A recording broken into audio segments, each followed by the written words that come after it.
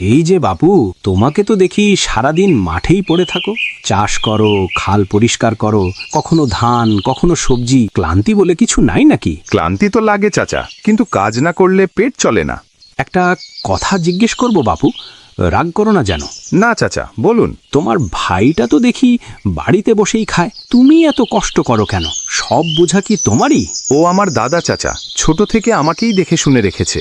আমার পড়াশোনো, আমার খাওয়া পড়া সবই তো ওর হাত ধরে। সে তো ঠিক, কিন্তু এখন সময় বদলেছে বাপু, মানুষ বদলায়। দাদা কখনো বদলাবে না চাচা, আমি ওর উপর ভরসা করি। ভরসা ভালো, কিন্তু অন্ধ ভরসা খারাপ। নিজের ভবিষ্যতের কথাও ভাবতে হয়। ভবিষ্যৎ মানেই তো দাদা, ও ভালো থাকলে আমিও ভালো থাকবো। এই ভাবনাতেই অনেকে একদিন পস্তায়। পস্তাবো না চাচা, রক্তের সম্পর্ক এমন না। রক্তের সম্পর্ক কখনো কখনো কাগজের কাছে হার মানে। আমার দাদা এমন না, আমি বিশ্বাস করি। কিন্তু সাবধান থেকো, নিজের কিছু জমাও, নিজের একটা রাস্তা বানাও। আমি তো কারো ক্ষতি চাই না, শুধু কাজ করে খেতে চাই। এই মনটাই একদিন তোমাকে বাঁচাবে বাপু, আবার এই মনটাই তোমাকে ডোবাতেও পারে। যা হবে ভালোই হবে চাচা, দাদার ওপর আমার পুরো ভরসা আছে। আচ্ছা বাপু, সময়ই সব উত্তর দেবে।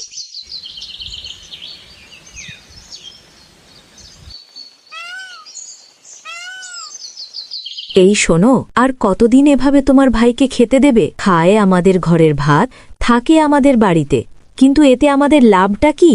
জমির ভাগ তো এখনো হয়নি, সব জমি এখনো বাপের নামেই আছে।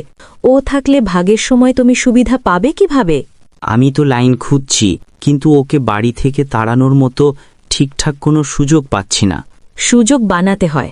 ও থাকলে সবাই বলবে দুই ভাই সমান ভাগ। আরও না থাকলে? তাহলে কে বলবে না কিছু? বাপের নামেই থাক বা না থাক, শেষ কথা তো তুমিই পাবে। গ্রামের লোকজন তো সব তোর সুনাম করে। এছাড়াও ও সারাদিন মাঠে কাজ করে। কাজ করলেই বা কি? কাগজে তো কিছু নেই। ভাগের সময় দরকার কাগজ, ঘাম না। তাই আগে ওকে সরাতে হবে।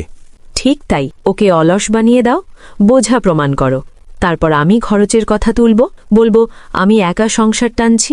এইটাই সুযোগ, ভাগ হওয়ার আগেই ওকে বের করতে হবে।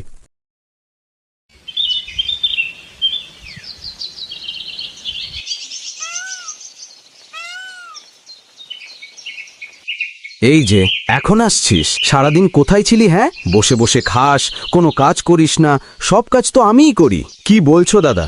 বসে বসে খাই? আমি তো সকাল থেকেই মাঠে ছিলাম। মিথ্যে কথা বলিস না। মাঠের সব কাজ আমি করি, আর তুই ঘোরাঘুরি করিস। দাদা, তুমি এসব কি বলছো? ধান কাটা, জমি কোপানো, খাল পরিষ্কার সব তো আমিই করেছি। তোর মুখে শুনলে মনে হয় তুই একাই পুরো গ্রাম চালাচ্ছিস। তুমি জানো আমি মিথ্যে বলি না। গ্রামের লোকজনও জানে। গ্রামের লোকজন জানে না, আমি জানি। এই বাড়ির খরচ আমি দেই, তুই শুধু ভোগ করিস।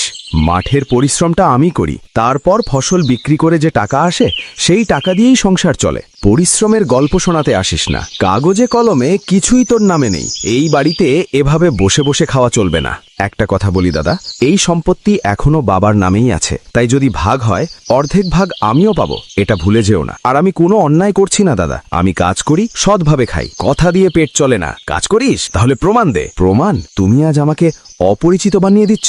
আমি সত্য বলছি। সত্য শুনতে তোর খারাপ লাগছে। সত্য যদি এই হয়, তাহলে আমি আর কিছু বলবো না। কালকেই আমি প্রধান মশাইকে ডাক দেব। তিনি আমাদের সম্পত্তির সমান ভাগে ভাগ করে দেবেন। তারপর তুমি তোমার মতো থেকো, আমি আমার মতো থাকবো।